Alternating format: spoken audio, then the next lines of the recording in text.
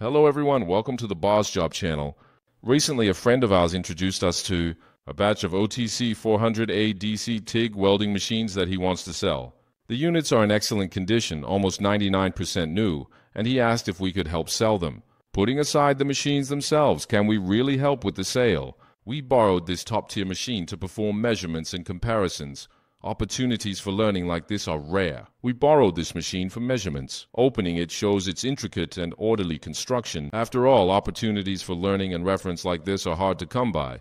When you open the machine, you can see that its construction is both intricate and well organized. Being from a leading manufacturer, it naturally delivers ample power and a high duty cycle. IGBTs and rectifiers stay cool, but some parts may heat up. IGBTs and rectifiers stay cool. Operates at 30 degrees C for 60 minutes without thermal trip. While some inductors or contact points might get a bit hot, at a temperature of 30 degrees C, it can run at full load for 60 minutes without tripping thermal protection. All that aside, these aren't the main points. So, does this machine perform any differently compared to our own BOSJOB machines? In this comparison, we evaluated two models. One is our classic model that has been a long-time bestseller in the Taiwanese market and has continually evolved, TIG 380, while the other is the TIG 350C, positioned above the TIG 300D V2. This model is positioned slightly above the TIG 300D V2. To be honest, if it were about how easily the arc starts and achieving a 100% success rate, then all these machines are excellent, making it hard to spot any differences. Set up load bank to examine output, compare waveforms. Current loop and millisecond switching device to examine the output under identical conditions. To compare the output current waveforms of these machines.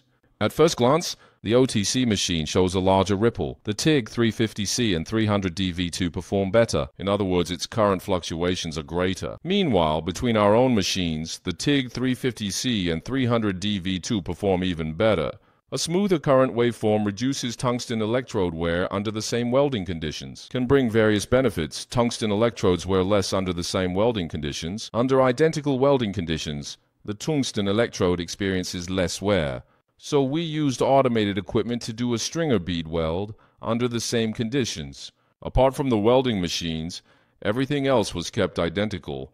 Same tungsten, angle, gas, flow, material, thickness, distance, current, speed, shielding gas, base material, welding current. Results match load bank measurements. The same distance between electrode tip and base material. The same welding current and torch travel speed. Results match measurements with ideal DC waveforms and reduced electrode wear, with machines showing output waveforms that are closer to ideal DC and have less ripple, which also results in reduced wear on the tungsten electrodes. Apart from this comparison, we also came up with a new approach. Having these machines undergo extensive spot welding tests under identical welding conditions to compare the levels of tungsten electrode wear.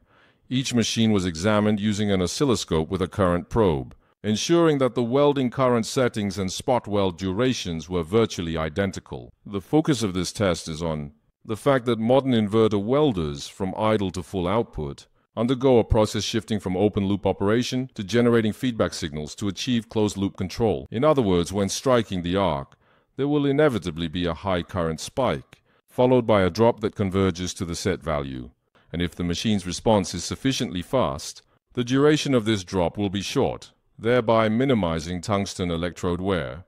Based on the final results, the ranking derived from the actual test matches the conclusions inferred from the waveform comparisons, with the C-series argon welders holding a slight advantage over the other models, namely, their ability to adjust the current at the moment of arc initiation. If set lower, the tungsten electrode wear during extensive spot welding can be further reduced. Of course, by now, some people might be skeptical, arguing that this OTC machine is a 3-phase 380V unit, while the models you sell in Taiwan are 220V machines. So, wouldn't it be more objective to compare it with a 220V OTC machine? Indeed, the OTC machine we have is a 380V model, and we could only compare it with the 220V and 380V units we have in stock. I can only say that in these tests, whether judging from the waveforms or the actual welding performance, the BOSJOB machines all managed to come out slightly ahead of the OTC 400A TIG. If given the opportunity in the future, I would like testing a new AC/DC argon welder from either OTC or Panasonic against our C-Series AC/DC TIG in the competitive same arena. No matter what, this OTC machine still has many features from which we can learn, with many intricate details that we won't cover one by one. For there is no such thing as an unbeatable machine in this world, and every successful product in the market has something to teach us. May we continue to grow through constant comparisons with superior products, and develop even more high-quality products. Follow us, let's keep pushing the limits. See you next time, bye.